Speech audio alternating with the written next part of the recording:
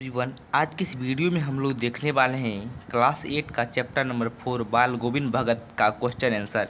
इस वीडियो में आपको सारा क्वेश्चन आंसर मिलेगा, तो इस वीडियो को लास्ट तक जरूर देखिएगा और इस वीडियो को लाइक कर लीजिएगा, चैनल को सब्सक्राइब कर लीजिएगा।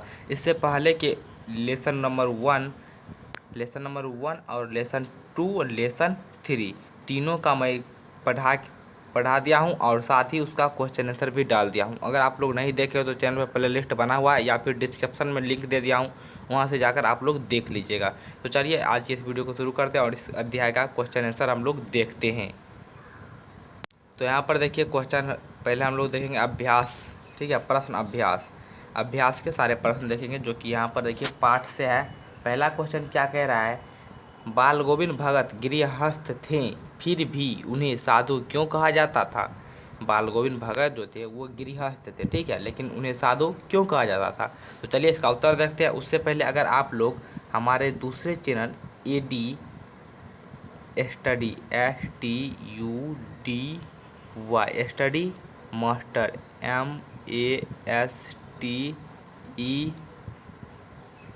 मास्टर हमारे दूसरे चैनल AD स्टडी मास्टर को सब्सक्राइब नहीं किए हैं तो लिंक डिस्क्रिप्शन बॉक्स में दे दूंगा, वहां से जाके सब्सक्राइब कर लीजिएगा या फिर यूट्यूब पे सर्च करके सब्सक्राइब कर लीजिएगा, क्योंकि इस चैनल पे आपको सारे व्याकरण, इंग्लिश हिंदी दोनों ग्रामर मिल जाएंगे। उसके बाद मैथ के कुछ सवाल जो होते हैं इंपॉर्टेंट बेसिक मैथ मिलेगा, ठीक है। तो देखिए आप लोग लिखिएगा उत्तर में, बाल गोविंद, ठीक है, बेटा पतोह वाले गृहस्थ थे, लेकिन उनका आचरण साधु जैसा था। आधुनिक आडंबरों या अनुष्ठानों के पालन के निर्वाह से नहीं होता। यदि कोई जाट जूट बढ़ा ले, मतलब जाट जूट मतलब क्या होता है, जटा बढ़ा ले तो साधु नहीं हो सकता। वस्तुतः साधु वह है जो आचरण में शुद्धता रखता है। बाल गोविंद भगत की दिनचर्या कर्तव्यनिष्ठ और आत्मज्ञान उन्हें साधु बना दिया है, साधु बना देती है। वो मतलब कि जो गृहस्थ होता जाता, जो घर में रहते हैं, घर में सभी लोग के साथ रहते हैं, सारा काम उम करते हैं, तो बेटा पुतोह वाले गृहस्थ थे, लेकिन वो साधु की थे। तो अपने गुण से, जैसे कि उनका कर्तव्यनिष्ठ होना, पूरे दिन उनका दिनचर्या था कर्तव्यनिष्ठ, हमेशा सत्य बोलते थे, आचरण को शुद्ध रखते थे, इसलिए वो साधु थे। अब देखिए क्वेश्चन नंबर 2 यहाँ पर हमारा क्या कह रहा है। क्वेश्चन नंबर 2 कह रहा है, भगत ने अपने बेटे की मृत्यु पर अपनी भावनाएं किस तरह व्यक्त की। बाल गोविंद भगत यहाँ पर है, मतलब बाल गोविंद भगत के बारे में कहा जा रहा है, शॉर्ट में लिखा है भगत ने अपने बेटे की मृत्यु पर अपनी भावना किस तरह व्यक्त किया। चलिए इसका उत्तर देखते हैं। तो देखिए इसका उत्तर आप लोग लिखिएगा, भगत ने अपने बेटे की मृत्यु पर विलाप नहीं करते दिखे, मतलब रोए नहीं, ठीक है, बल्कि मग्न हो गीत गा रहे थे। उनकी भावना का वह चरम उत्कर्ष था। वो अपने पतों से कहते थे, आनंद मनाओ, एक आत्मा परमात्मा से मिल गया।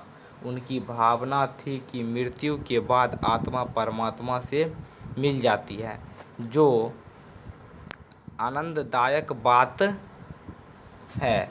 इस भावना को वे संगीत से तथा पतों को यथार्थता का ज्ञान देकर भावना को व्यक्त कर रहे थे, ठीक है।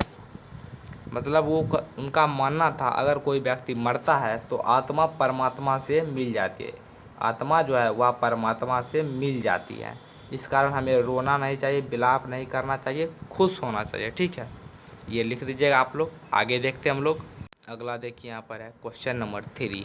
क्वेश्चन नंबर 3 क्या कह रहा है, पुत्र वधू द्वारा पुत्र की मुखाग्नि दिलवाना भगत के व्यक्तित्व की किस विशेषता को दर्शाता है। चलिए इसका उत्तर देखते हैं। तो इसका उत्तर देखिए, विवाह के बाद पति पर पत्नी का सबसे अधिक अधिकार है। पत्नी का भी कर्तव्य सबसे अधिक पति के प्रति ही होता है। गृहस्थ आश्रम में दोनों एक दूसरे के पूरक हैं, अतः पतोह को सबसे बड़ा अधिकार मान उसी से मुखाग्नि दिलवाया। यह कार्य भगत के व्यक्तित्व की सच्चाई और महानता को दर्शाती है। स्क्रीनशॉट ले सकते हैं आप लोग, लिख दीजिएगा। चलिए हम लोग आगे का देखते हैं। तो देखिए यहाँ पर क्या है, क्वेश्चन देखिए 4 नंबर कह रहा है क्वेश्चन, नीचे अनुच्छेद के आधार पर आगे दिए गए प्रश्न के उत्तर दें। तो यहाँ पर देख लीजिए आप लोग, एक अनुच्छेद दिया गया है, ठीक है, कहानी का छोटा पार्ट कह सकते हैं इसे, अनुच्छेद दिया गया है। उसके बाद यहाँ पर आप लोग नीचे में देखिए, यहाँ पर इसी से संबंधित यहाँ पर 5 प्रश्न दिए गए, 4-5 प्रश्न है जिसे आपको बताना है। यहाँ पर 5 प्रश्न है, ठीक है। तो इस अनुच्छेद को आप लोग पढ़ लीजिएगा, उससे पढ़ने के बाद इस क्वेश्चन को बना लीजिएगा। तो मैंने एक वीडियो डाला था इससे पहले, कुछ दिन पहले डाला था, उसमें मैंने आपको बताया था कि अनुच्छेद आप कैसे सॉल्व कर सकते हैं, कैसे मतलब अनुच्छेद बना सकते हैं, ठीक है। तो आप लोग उस वीडियो के चैनल पे जाकर देख लीजिएगा। हम आगे का देखते हैं, अगर नहीं होगा तो कमेंट कीजिएगा, मैं उसे बता दूंगा, ठीक है। अब है पाठ से आगे। पाठ से आगे का क्वेश्चन नंबर 1 है मेरा, धर्म और मर्म आचरण में ही अनुष्ठान में नहीं, स्पष्ट करें। इस वाक्य का अर्थ स्पष्ट करें, ठीक है। तो इस वाक्य का अर्थ स्पष्ट करते हैं हम लोग। तो देखिए, इसमें आपको लिखना होगा, बाल गोविंद भगत साधु थीं, लेकिन साधु जैसा वेशभूषा नहीं था। आचरण की पवित्रता और दिनचर्या से वे साधु ही थे। गृहस्थ होकर भी साधु जैसा आचरण ही धर्म का मर्म है, ना कि साधु जैसा आडंबर करे। आडंबर मतलब बाह्य आडंबर, मतलब कि दिखावा, ठीक है। आडंबर मतलब होता है दिखावा, साधु जैसा दिखावा नहीं, बस हमें आचरण में साधु जैसा सब चीज़ रखना है, सत्य बोलना है, ठीक है। दिनचर्या मतलब कर्मनिष्ठ बन के रहना है। चलिए आगे देखते हैं। अब देखिए, यहाँ पर क्वेश्चन नंबर 2 है हमारा। क्वेश्चन नंबर 2 क्या कह रहा है, कह रहा है बाल गोविंद भगत कबीर को साहब मानते थे, इसके क्या क्या कारण हो सकते हैं। तो देखिए, इसका उत्तर आप लोग लिखिएगा। बाल गोविंद कबीर पंथ होंगे, वे कबीर के पद से अधिक प्रभावित होंगे। भगत जी आडंबर से दूर रहकर मानव सेवा में विश्वास रखते होंगे। कबीर के आदर्श को बाल गोविंद भगत मानते होंगे, इसलिए वे कबीर को ही अपना साहब मानते थे। साहब यहाँ पर गुरु अर्थ आप समझ सकते हैं, साहब का गुरु, ठीक है। यहाँ पर भगत मतलब यहाँ पर बाल गोविंद भगत, ठीक है। तो चलिए अगला देखते हैं, इसका आप लिख लीजिएगा यही। अगला देखिए, क्वेश्चन नंबर 3 है हमारा। क्वेश्चन नंबर 3 क्या कह रहा है, बाल गोविंद भगत ने अपने पुत्र की मृत्यु पर भी शोक प्रकट नहीं किया।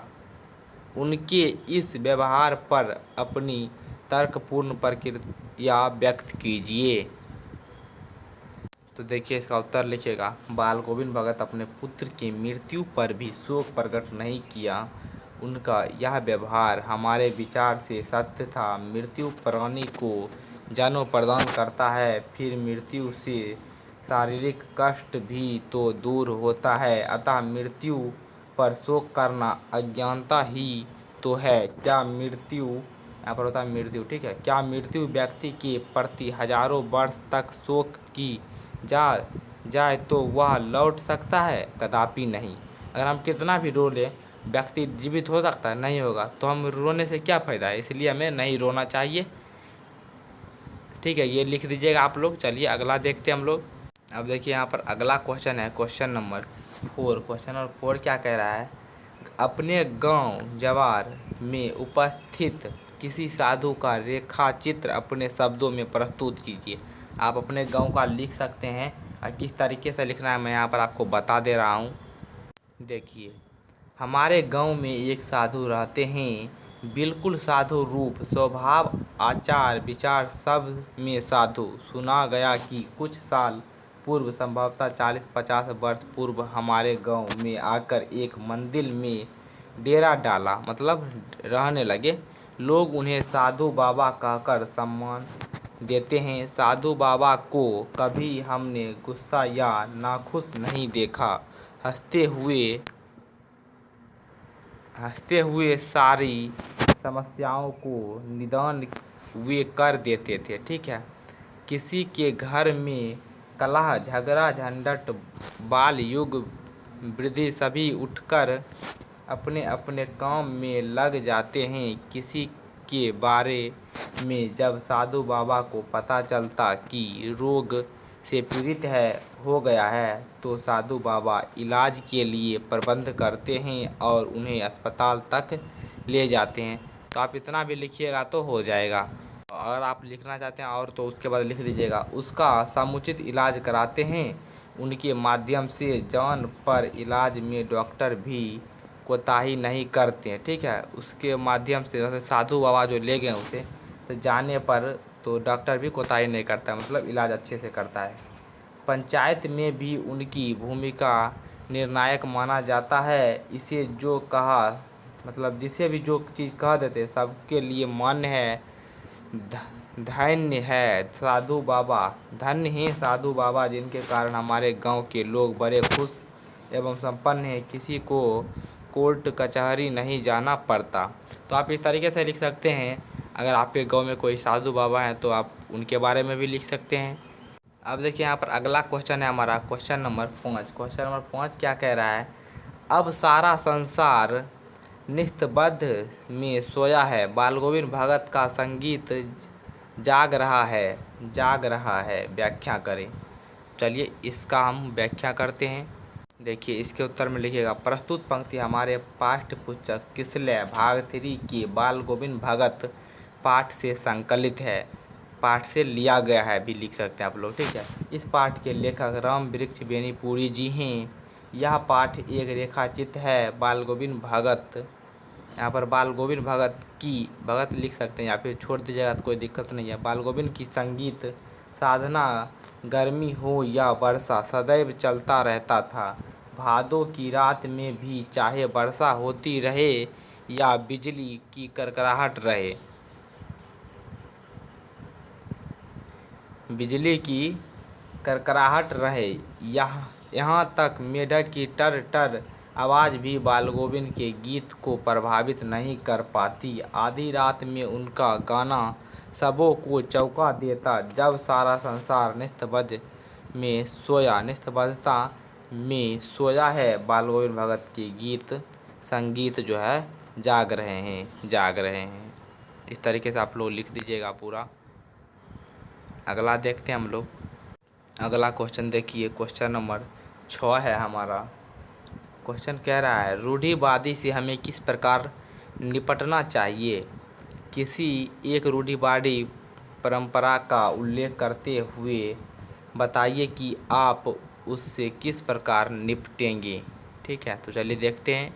तो देखिए इसका उत्तर लिखिएगा, रूढ़िवादिता हमारे समाज के लिए अभिशाप है। इससे निपटने के लिए हमें दृढ़ संकल्प होना चाहिए। हमारा समाज रूढ़िवादिता से संक्रमित है, जिसके कारण समाज के लोग का जीवन कठिनाइयों से भर जाता है। उदाहरण में किसी के मरने पर खूब भोज करना हमारे विचार से उचित नहीं है। ठीक है, तो यहाँ पर देखिए और आपको लिखना होगा, कोई गरीब का बाप मर जाता है तो गांव के लोग उसे भोज करने को विवश कर देते। परिणाम स्वरूप निर्धन व्यक्ति कर्ज लेकर भोज करते हैं, फिर वे महाजन के चंगुल से निकलने के लिए बरसों दुख झेलते हैं। क्या ज़रूरत है कर्ज लेकर भोज करने को? हम अपने गांव में रूढ़िवादिता से होने वाले नुकसान का ज्ञान कराकर लोग को रूढ़िवादिता से दूर करने का प्रयास करेंगे। ठीक है, ये आप लिख दीजिएगा। आप और भी कुछ लिख सकते हैं आप सोचकर। ठीक है, चलिए अगला देखते हैं हम लोग। यहाँ पर है, इन्हें भी जाने। यहाँ पर देखिए इन्हें भी जाने, ये व्याकरण संबंधित कुछ हैं तो इन्हें आप लोग पढ़ लीजिएगा। योग रूढ़ क्या होता है? जैसे माता पिता, लड़का लड़की, भाई बहन, जिन पदों के दोनों खंड प्रधान होते हैं उन्हें योग रूढ़ कहा जाता है। यानी कि आप समझ लीजिए यहाँ पर लकीर लगा रहेगा हाइफन। ठीक है, दोनों पद, जैसे भाई भी प्रधान है इसमें, बहन भी प्रधान है, तो ये हो जाएगा मेरा योग रूढ़ शब्द। तो यहाँ पर आप पढ़ लीजिएगा, हम लोग आगे का व्याकरण देख लेते हैं। अब यहाँ पर व्याकरण का देखिए क्वेश्चन है। यहाँ पर व्याकरण से क्या कह रहा है क्वेश्चन, इस पाठ में प्रयुक्त वैसे शब्द का चयन कीजिए जो योग चिन्ह से जुड़े हुए एवं उनका वाक्य में प्रयोग करें। तो अभी आपने आगे देखा था योग चिन्ह कहता था, जैसे कि भाई हाइफन बहन। ठीक है, या फिर भाई बहन हो जाएगा, माता पिता हो जाएंगे, आगे पीछे ऊपर नीचे, इस तरीके के शब्द को हम लोग कहते हैं योग रूढ़ शब्द। ठीक है, तो चलिए अब हम देखते हैं देखिए इस पाठ में बहुत सारे हैं, आप लोग लिख लीजिएगा। हम यहाँ पर आपको कुछ बता दे रहे हैं, जैसे कि इस पाठ से लिया गया है लोटी मात्र, इसका क्या होगा, बाल गोविंद भगत लोटी मात्र धारण करते थे। अगला है साफ सुथरा, तो मकान को साफ सुथरा रखना चाहिए। दो टूक है तो वह हमेशा दो टूक बात करता है।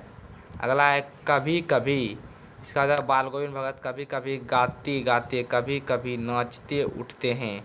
ठीक है, इस तरीके से आप लोग खोज लीजिएगा, सारा का वाक्य बना डालिएगा। यहाँ पर सारा दिया गया है, आप लोग लिख लीजिए। ठीक है, तो इस तरीके से आप लोग सारा लिख लीजिएगा। चलिए अगला हम लोग देख लेते हैं। अगला क्वेश्चन है यहाँ पर व्याकरण का 2 नंबर। इस पाठ में आए क्रिया विशेषण छांट कर लिखें। तो देखिए यहाँ पर आपको क्या क्या लिखना होगा। अगर आप हमारे एडी स्टडी मास्टर चैनल को सब्सक्राइब कर लेंगे तो वहाँ पर आप जान पाएंगे कि क्रिया विशेषण क्या होता है, सारा कुछ आप वहाँ पर जान पाएंगे। ठीक है, अगर आप लोग क्रिया विशेषण नहीं जानते हैं तो कमेंट कीजिएगा, वीडियो आ जाएगा। तो यहाँ पर लिखिएगा आप लोग, दो टूक वाला करना, चहक उठना, खाम खा झगड़ा, चमक उठना, बच्चे का उलझना, धीरे धीरे स्वर, खेलते बच्चे, ये सब क्रिया विशेषण है। गंगा स्नान, डिमक डिमक बजाना। तो यहाँ पर क्वेश्चन भी था, इस पाठ में आए क्रिया विशेषण छट कर लिखे, तो यहाँ पर ये सब आप लोग लिख दीजिएगा। अगर आप लोग क्रिया विशेषण नहीं जान रहे तो कमेंट कीजिएगा, वीडियो आ जाएगा। मिलते हैं अगले वीडियो के साथ, तब तक के लिए धन्यवाद। चैनल को सब्सक्राइब कर लीजिएगा और भी इस तरह के वीडियो पाने के लिए आपको इस चैनल पे इस पाठ के सारे वीडियो मिल जाएंगे, क्लास 8 का सारे सब्जेक्ट का सारा चैप्टर का। ठीक है।